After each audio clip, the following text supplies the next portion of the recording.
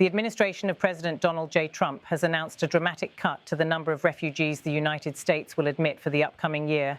According to a notice published in the U.S. Federal Register, a maximum of 7,500 refugees will be admitted and prioritizes white South Africans from the Afrikaners minority. The notice continues. It says the admissions numbers shall primarily be allocated among Afrikaners from South Africa and other victims of illegal or unjust discrimination in their respective homelands. In Washington, this signals one of the most radical shifts in U.S. refugee admissions policy in recent history.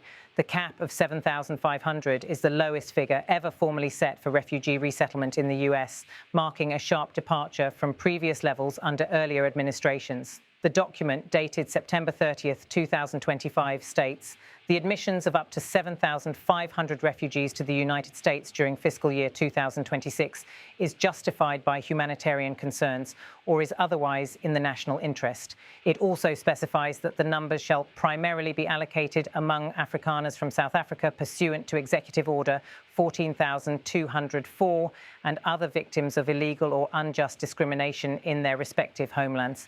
In Johannesburg, correspondent Diane Hawker reported on the backlash from the South African government and various civil society groups.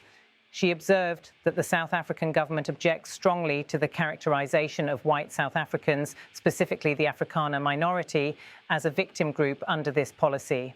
The government argues that the framing misrepresents the realities of South Africa's multi-layered history of inequality and violence, and it rejects any external intervention in its domestic land reform and affirmative action laws. Hawker noted that the U.S. administration's decision follows complaints brought forward by Afrikaner lobby organizations which challenge South Africa's land reform and affirmative action laws, arguing that they discriminate against white citizens. According to Hawker, those groups succeeded in gaining attention in Washington, and the U.S. policy appears to have adopted their framing. But in South Africa, the government emphasizes that these are domestic issues to be resolved through courts and constitutional processes. One open letter published in South Africa addressed to the U.S. administration expressed these concerns directly. To cherry-pick white suffering and elevate it above others is dishonest and harmful, and they do not want to be used as pawns in America's culture wars. Hawker quoted this phrase to underline how deeply some in the Afrikaner community feel about the policy. Critics in South Africa say that by singling out white South Africans for priority refugee status, the US is ignoring the broader context of violence and inequality in the country, one in which multiple racial and socio-economic groups suffer. Hawker emphasized that while South Africa does suffer a high rate of violent crime, including murders on farms, township violence, and other serious threats, the evidence does not support the idea that white Afrikaners are uniquely targeted in a sustained or systematic way. For example, Hawker visited a memorial to farm murder victims and found names of black South African victims alongside white names, indicating that the risk is not exclusively reserved for minority white farmers. Turning to bilateral relations, the new refugee policy may deepen the strain in ties between Washington and Pretoria. President Cyril Ramaphosa traveled earlier this year to the White House, where he sought to negotiate on trade, tariffs, and diplomatic cooperation. Yet, despite the high-profile visit, South Africa has been unable to secure relief from a 30% US tariff. Negotiations have dragged on for months without significant breakthrough. The refugee policy announcement risks further complicating an already precarious relationship. In Washington, the administration argues the shift is necessary to prioritize national interest, taxpayer efficiency, and assimilation of refugees.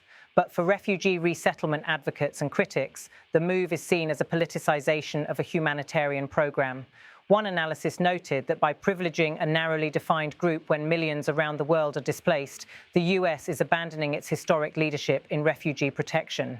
From the South African government's perspective, the policy raises concerns about external pressure on its domestic agenda. Pretoria insists that land reform, affirmative action, and historical redress must be handled internally, not via refugee programs in another country.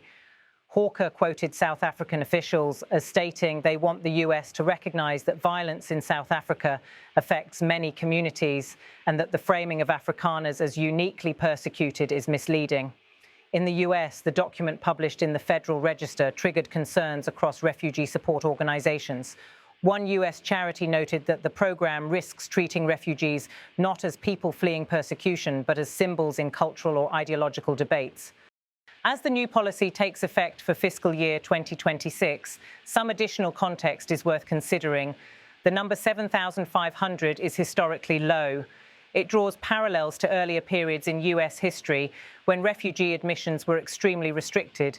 The explicit prioritization of white South Africans, Afrikaners, is unusual in refugee policy terms, which historically focus on people fleeing war, persecution, or gross human rights violations, not selecting by ethnicity or national origin in a non-conflict setting. South Africa's government rejects the claim that white Afrikaners face persecution in a manner that qualifies for refugee protection under international law. The domestic situation in South Africa is complex. Violent crime and farm murders are real issues, yet available data do not show that white farmers are targeted significantly more than others. Diplomatic friction between the US and South Africa is already elevated by way of tariffs, aid suspensions, and broader disagreements on trade and geopolitics. In conclusion, this refugee policy shift marks a significant departure from US precedent, narrowing the admissions ceiling and foregrounding refugee selections based on a controversial classification of white South Africans as victims of illegal or unjust discrimination. That designation is sharply disputed in Pretoria and among many South African civil society actors. The fallout may ripple through bilateral relations, refugee resettlement practice, and the broader international perception of US humanitarian and immigration policy. If you like, I can follow up with more detailed figures on how many Afrikaners have applied under the new priority scheme, the status of the US-South Africa tariff negotiations, and recent crime data in South Africa for comparative analysis.